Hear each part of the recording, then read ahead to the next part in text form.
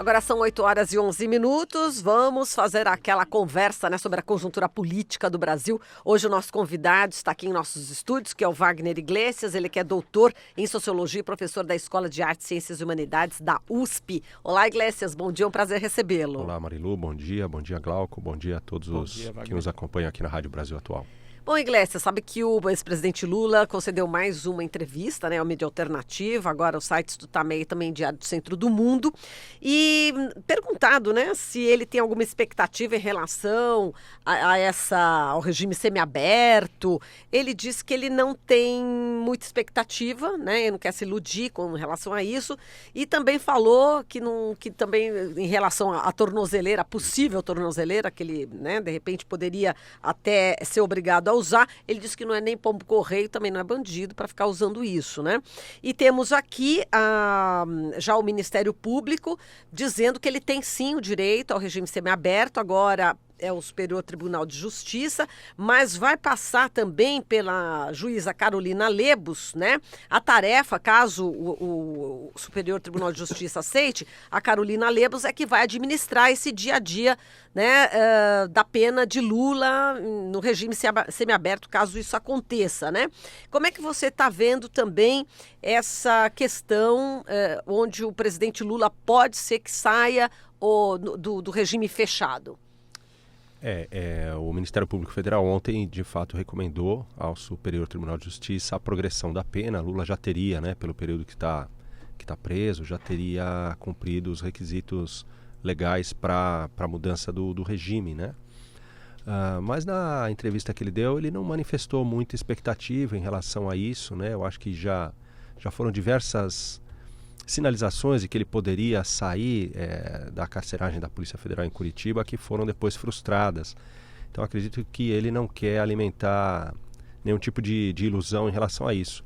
Agora, eventualmente pode vir a acontecer, mas é relativo ao processo do apartamento do Guarujá, Lula tem diversos outros processos no qual ele é acusado e, se não estou enganado, do sítio de Atibaia, vai passar agora pelo TRF4, lá em Porto Alegre, no Rio Grande do Sul, muito em breve, o julgamento que é provável, que deve referendar a decisão em primeira instância que já foi dada.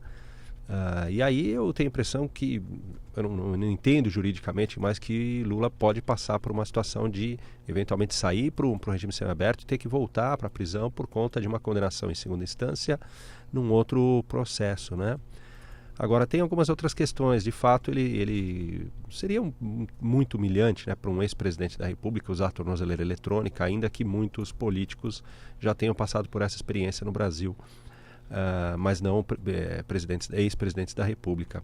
Também pelo fato dele ter sido o chefe supremo das Forças Armadas, eu tenho a impressão que esse semiaberto teria características diferentes, ele teria que ter um certo tipo de atenção por parte da Justiça, que outras pessoas não têm direito, digamos assim. E a juíza Carolina Lebos, que vai, na eventualidade do Lula progredir para o semiaberto, é que vai estar administrando essa pena, E ela tem um histórico de ter sido muito dura em todos os outros pleitos que a defesa do ex-presidente Lula fez no passado. Ela não deixou, por exemplo, o Lula ir até o velório da morte do irmão. Isso. Depois teve autorização para ir ao enterro do neto, Mas naquelas condições muito restritas, Nas quais se deu aquela rápida saída dele da carceragem da Polícia Federal. Exato. O ex-presidente Lula, na prática, continua cercado, do ponto de vista jurídico, por um sistema de justiça totalmente politizado. É só a gente lembrar que quando ele foi, após ser condenado pelo juiz Sérgio Moro, no TRF4, foi majorada a pena dele justamente para não cair na prescrição e ele ficar em liberdade. Quer dizer, no caso, ele está correto, de fato, em não alimentar expectativas, Wagner. Eu acho que sim. Eu só queria fazer um reparo. Eu falei carceragem da Polícia Federal. Acho que não é uma carceragem, efetivamente, Eu acho que é uma sala anexa. Que foi transformado em carceragem. Foi transformada, foi adaptada para tanto. De fato, no TRF4 em Porto Alegre, a pena atribuída pelo ex-juiz agora, Sérgio Moro, atual ministro da Justiça do governo de Jair Bolsonaro, aquela pena foi reformada para cima, Para cima. Eu tinha a impressão, que Em muitos casos, eu tenho a impressão que em muitos casos a pena quando é reformada numa segunda instância é para baixo, mas naquele caso foi para cima, passou de mais de 12 anos, né? E os três ministros, os três desembargadores, no caso, votaram da mesma forma, né, o que também causou estranheza. E depois a pena foi reformada ali no STJ. Então, realmente tudo parece que segue um roteiro, né, Wagner? Se o ex-presidente Lula tivesse tido, digamos assim, um outro destino, a oportunidade de ter, por exemplo, participado da eleição de 2018, ou na eventualidade de que se não pudesse ser candidato, mas pudesse apoiar nas ruas um outro candidato, pudesse estar participando dos comícios, das viagens, dos encontros com os eleitores, é muito provável que o resultado da eleição teria sido diferente, né? Eu acho que nós teríamos uma outra dinâmica aí no caso de que ele não estivesse preso, né? Agora, falando em eleição, Bolsonaro ganhou e muitos perguntaram ali, né? Enfim, as pessoas que estavam entrevistando perguntaram sobre se ele concorda com um possível impeachment, né, do presidente Jair Bolsonaro. E por diversas vezes ele falava o seguinte: se tiver algo realmente que comprove, né, que ele fez alguma coisa errada, enfim, não, mas no âmbito jurídico, alguma coisa bem séria, porque senão fica aquela coisa, ele falando, né, não pode, só porque não gosta do presidente ou porque ele tomou uma certa medida, tira o presidente. Então, ele realmente falou que, em relação a essa questão do impeachment de Jair Bolsonaro, ele acha que a sociedade deve pressionar o presidente em determinados temas, né, fazer com que ele mude, né, fazer com que haja essa mudança e não retire o presidente, enfim, porque a gente não gosta dele, entende? Então, como é que você vê essa postura também do presidente Lula? É uma postura cautelosa, me lembra um pouco aquela postura do PSDB de alguns anos atrás, em relação ao próprio ex-presidente Lula, de não partir digamos assim, para uma postura mais incisiva, buscando o impeachment, a queda do adversário político, e sim deixar sangrar.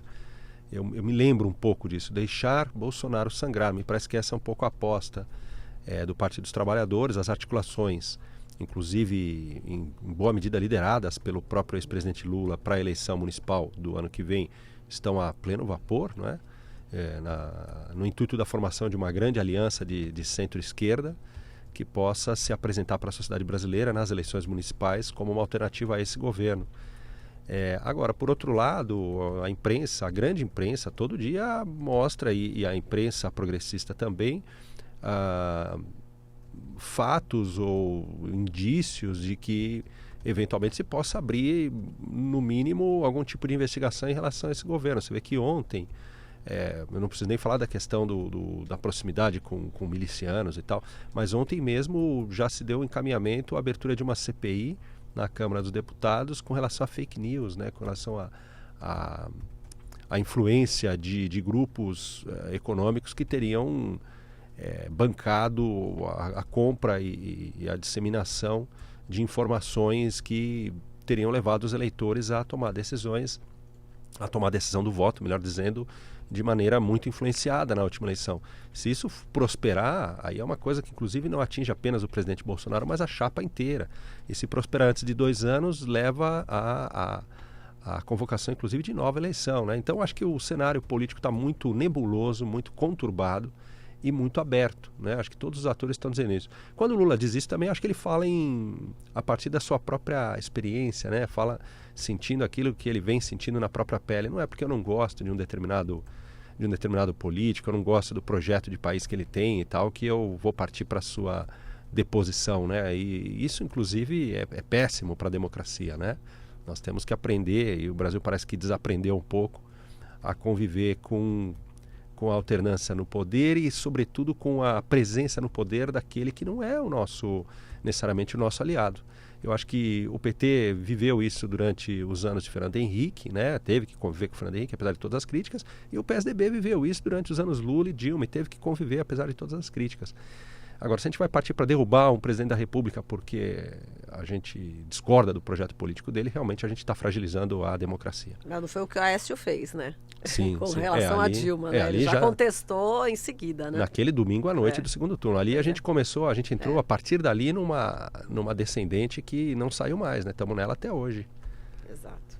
O Aécio deu início àquilo, não só ele, né, como boa parte do PSDB, depois a mídia tradicional embarcou, dando aí fôlego para esses movimentos de extrema-direita, e no fim das contas o próprio PSDB acabou engolido, né? Hoje a gente não tem mais essa figura que poderia se definir como centro democrático, que já vinha assumindo, na verdade, desde a época em que o Eduardo Cunha assumiu a presidência da Câmara. Você acha que a gente vai conseguir achar de novo esse centro que se perdeu nesse processo todo, Wagner?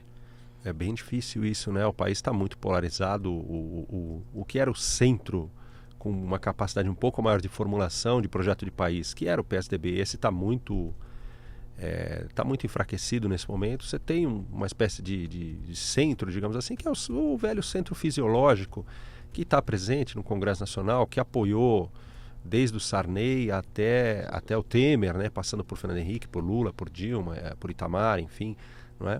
Em alguma medida por Collor. Você tem esse centro aí, mas não é um centro ideológico, digamos assim, é um centro muito mais pragmático, né? Tá difícil, de fato, da gente ver a formação de um conjunto de forças políticas de centro que tenham uma agenda liberal, mas que não seja essa agenda extremada do atual governo, né? Eu não vejo com muita expectativa que isso no curto prazo se configure, ainda mais porque no próprio PSDB, que era o partido para ser isso, você está tendo mudanças bastante importantes nesse momento, que levam esse partido também ainda mais para a direita, né? Não a extrema direita. Eu acho que é provável que o governador João Dória se apresente em 2022 como candidato à presidência, né? Hoje, se tivesse que fazer uma aposta, apostaria nisso. Ele vai vir com uma agenda liberal do ponto de vista econômico e tentando se desvencilhar desses ruídos todos que o governo Bolsonaro abraça todas as semanas, ou provoca, na verdade, né, com relação às questões comportamentais, morais e tal. Talvez aí, né, mas eu não sei se exatamente João Dória é centro, né? Talvez seja um centro-direita. É isso que eu ia questionar, inclusive. Não sei nem se é centro-direita ou se direita propriamente, mesmo, porque né? Pela campanha, por exemplo, que ele fez no segundo turno, a campanha dele era simplesmente antipetista, não existia qualquer tipo de proposta. Aliás, a questão da segurança pública também, ele é a favor da privatização dos presídios, do encarceramento em massa, do bandido bom, bandido morto. Quer dizer, o PSDB, caso o João Dória consiga assumir o comando desse partido, vai virar um partido de direita a direita mesmo. Ou não? Ou você acha que... Parece, está sinalizando isso, né? Mas eu não sei, acho que se você pegar uma certa intelectualidade liberal, alguns empresários, dos poucos empresários que ainda existem nesse país, né? Muitos viraram rentistas e tal. Talvez aí você possa ter setores de classe média que estão um pouco frustrados e decepcionados com o bolsonarismo, setores de classe média, de profissionais liberais que já estão aos poucos se desvencilhando um pouco desse sentimento antipetista, né, que já foi muito acalorado e tal.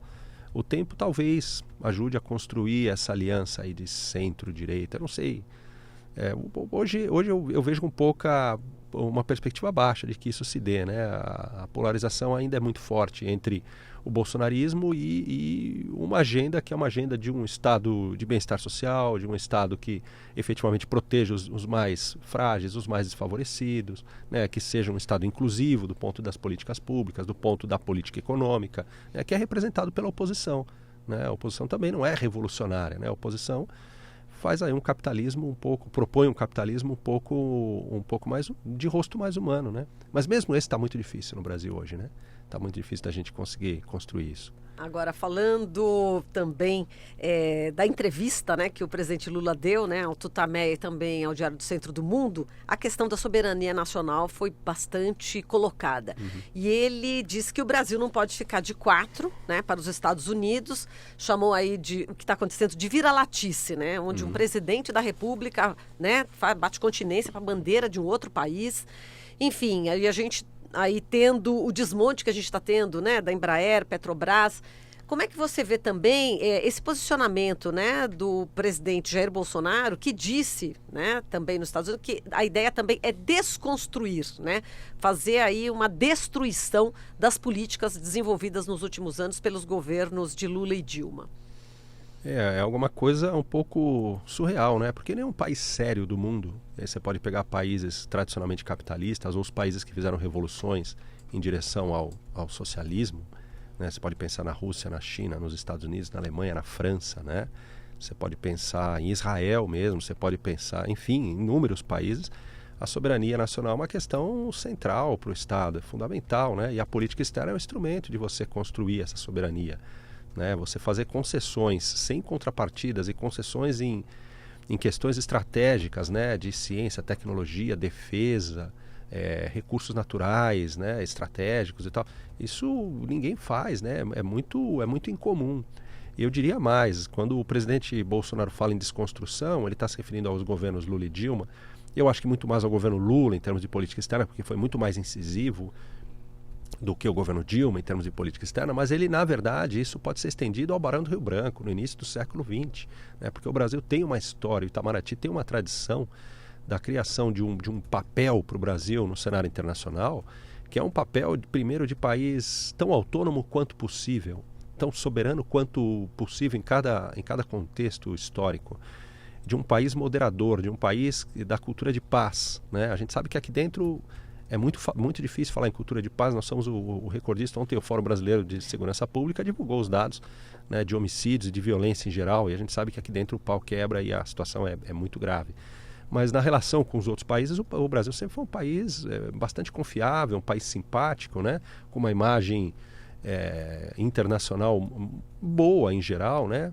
É claro, tem muitos senões em relação aos direitos humanos, muitos senões em relação à questão ambiental e tal, mas nos fóruns internacionais o país é um país tido como dialogável. E quando o presidente Jair Bolsonaro coloca essa questão da desconstrução, ele está indo contra uma tradição que não remonta aos anos 2000, que remonta ao início do século XX, né? E independentemente de ditadura militar, governo Juscelino, Estado Novo, período da redemocratização, em todo esse período o Itamaraty sempre teve uma postura de tentar construir um papel tão soberano quanto possível para o Brasil no contexto internacional. Quer dizer, está provocando perplexidade essa posição do Itamaraty nesses últimos 6 meses, né? Perplexidade a nível global. Perfeito. Bom, e ele também disse que o Moro é um serviçal dos interesses americanos. Eu não vi isso. Ele falou isso. É que, na realidade, estava se comentando, né, até que ponto os Estados Unidos teve a participação, né, tanto no impeachment da presidenta Dilma, quanto também na prisão do próprio ex-presidente Lula. E ele falou, olha, eu não sei se ele é um agente, né, a pergunta, inclusive, uma das perguntas, né, será que o Moro é um agente, né, dos Estados Unidos aqui no Brasil? Ele falou, eu não diria isso, eu diria que ele é um serviçal, né, dos interesses americanos. Você concorda? Eu acho uma declaração absolutamente impensável, né? Você não espera isso que um presidente da República se refira a um ministro dele dessa forma, né? Mas nós estamos vivendo já, desde 2013, eu diria, uma sucessão de surrealidades nesse país, né? De fato. Foi o presidente Lula que falou. Bom, desculpe. Foi o presidente Lula que falou nessa entrevista. Desculpe, eu imaginei que era o presidente da República, o Bolsonaro. Pois desculpe. mas é que tudo está acontecendo, né? Que nada é impossível. Tudo qualquer... É verdade, não, mas o Lula que diz, é isso.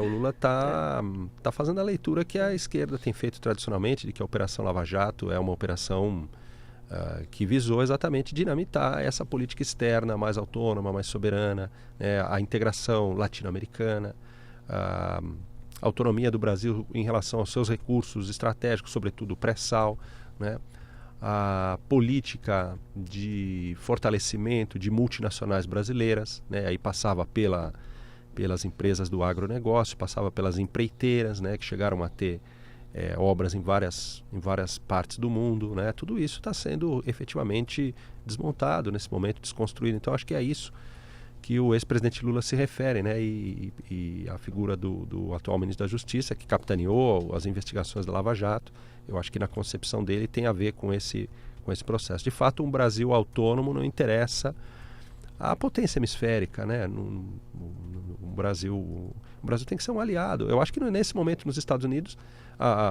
acho eu, né? A visão que o Departamento de Estado tem em relação ao governo brasileiro deve ser a mais positiva, a mais cômoda e a mais desejável possível, né? O Brasil completamente autônomo. Me lembra um pouco aquela época do ex-presidente Carlos Menem, da Argentina, que falava em relações carnais com os Estados Unidos, né? Lá nos anos 90. Ele também tentou construir naquele momento esse tipo de relação extremamente próxima com os Estados Unidos e não, apesar de ser próxima, não é uma relação privilegiada porque não tem muita contrapartida, né? Tem muito conceder de um lado e receber pouco do outro. Perfeito. E falando nisso, o Jair Bolsonaro está hoje já na Argentina, né? Já está começando uma viagem. Provavelmente será recebido, né, com muitos protestos por parte da dos movimentos da sociedade civil organizada na Argentina, que são muito fortes, de fato, desde das mães da Praça de Mayo até sindicatos e tal. Eu acho que ele vai sofrer apupos, né? Mais ou menos como o Trump está sofrendo em Londres, ou sofreu nos últimos dias, né? Essa é uma questão muito complexa, né? Muito controversa, porque Macri e Bolsonaro, do ponto de vista ideológico, em relação ao papel do Estado na economia, em relação ao mercado, eles são muito próximos, né? Agora, o Macri depende desesperadamente que a economia brasileira volte a crescer. E para a economia brasileira voltar a crescer, você tem que ter política anticíclica, você tem que ter intervenção do Estado na geração de crédito, na concessão de empréstimos à empresa, na facilitação de geração de emprego, enfim, facilitação, não sei se é bem a palavra, senão a gente vai cair na questão de que gera emprego informal. Não é bem isso que eu quero dizer, mas enfim, o Estado tem que ter uma postura mais ativa para reativar a economia efetivamente, porque o mercado não está conseguindo. E aqueles que têm dinheiro, os donos do dinheiro, diante das incertezas todas, não estão investindo, estão aguardando, né, esperando para ver. E aí, nesse sentido, a Argentina precisa desesperadamente, porque tem sólidas relações comerciais com o Brasil, depende muito dessas relações, que o Brasil volte a crescer. E o Brasil não está crescendo, né? Eu acho que a pauta dos dois presidentes hoje deverão ser duas, né? Primeiro, a queda das tarifas de importação entre os 4 países. Eu não sei se a Venezuela pode ser considerado o 5º nesse momento, mas entre os países membros do Mercosul, hoje a tarifa média de importações é de 11% e a ideia é derrubar para metade, 5,5%, como tarifa média sobre os produtos que circulam de um país para o outro dentro do bloco. E a segunda questão, que é uma questão também já antiga, é a questão do Mercosul flexível, porque hoje, se o Mercosul quiser assinar um acordo com outro país ou com outro bloco, todos os membros têm que participar e têm que dar a anuência. E o que tanto o Brasil e a Argentina, sob os governos de Bolsonaro e Macri, buscam é que cada um dos membros possa individualmente estabelecer acordos com outros países ou outros blocos, né? Aí nós vamos partir para os acordos bilaterais. Eu acho que isso, que já é uma tendência aí no Chile, na Colômbia, no Peru, enfim, vários países, né? Da América Latina. Eu acho que aí nós vamos efetivamente ver a dinamitação do Mercosul, né? Porque se cada um faz por sua própria conta, sem levar em conta os vizinhos que fazem parte do bloco, aí eu acho que o bloco, na real, vai diminuir muito a sua importância, a sua relevância. Perfeito. Bom, a gente agradece, Glécias, aqui a sua participação, toda a sua análise. Um grande abraço e até a próxima. Até a próxima. Muito obrigado, Maria. Obrigada. Falamos aqui com o Wagner Iglesias. Ele que é doutor em Sociologia, professor da Escola de Artes, Ciências e Humanidades da USP.